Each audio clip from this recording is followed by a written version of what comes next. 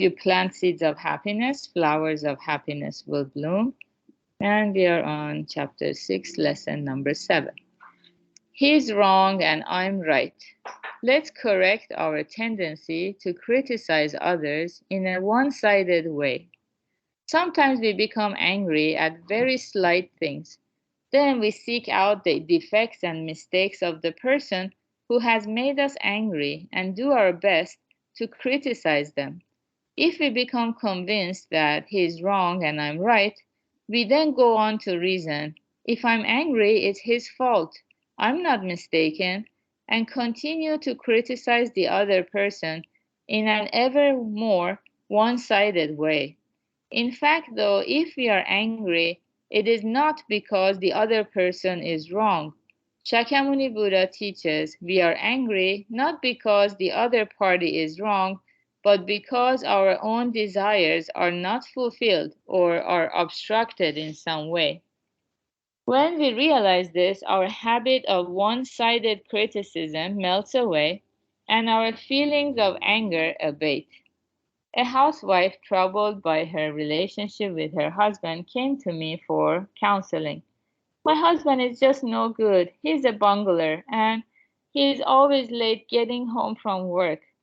And then when he's home, he hardly says a word. He takes everything I do for him for granted.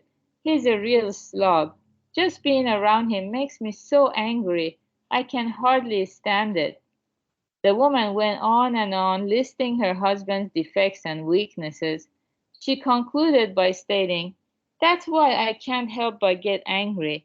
It's not just me, anyone would get angry being around him." After hearing her out, I said, "You've certainly had a lot to put up with, but what would you like your husband to do to improve?" "I'd like him to listen more to what I have to say, and to tell me whether the food I've served him tastes good or not. He doesn't say a thing, so I feel ignored and get upset," was her reply. "I see, your husband does seem to have a number of weak points, but I think you're angry not so much at his weak points at the fact as at the fact that he doesn't respond to your need for more conversation between the two of you." "That's right, I have to put up with feeling so lonesome all the time." "Does your husband realize that the lack of conversation makes you feel this lonely?" "No, he's so insensitive that I don't think he even notices." "Well, then, why don't you let him know your feelings straight out?"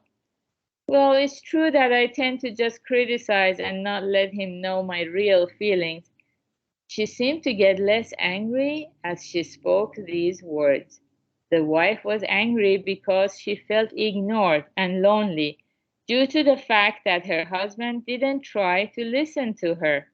She made a list of his many failings in order to justify her attitude that he was at fault, and she was blameless. No matter how much she criticized his failings, she remained angry. When we criticize others, we try to justify ourselves by using lots of arguments that come down to, "I'm right and they're wrong." But if we examine the reason for our anger, it is not because the other person is wrong, but rather because some need or desire of ours is not being fulfilled or is being frustrated. When we realize this, our need to one sidedly criticize the other person as bad will weaken, and we can start to make positive efforts to communicate our honest feelings along the lines of, "I wanted you to do this," or "that made me feel bad." Yeah, so this is a very powerful lesson in understanding the cause of our anger. So Buddhism is based on the law of cause and effect, which states that every effect, no matter how small, no matter what effect, it always has a cause. Without the cause, an effect will never emerge. So if we are angry, that's like a bad effect we are experiencing. It comes from a cause. What kind of cause is it? It's one of our desires is not being fulfilled. Maybe desire for food, maybe desire for money, desire for relationships, or desire for recognition, or desire for sleep and leisure.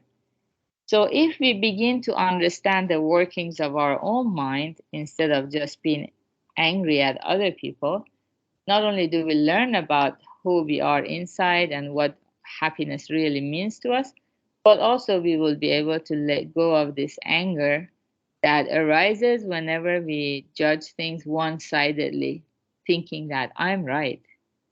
The wrong people must be those people, not me. So, with that attitude, we miss out a lot in life.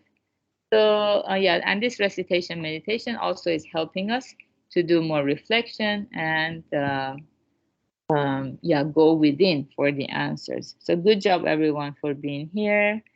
Today is Monday. We're going to have the Right View Lab, 8 p.m. Pacific time, and have a wonderful start of your week. Goodbye.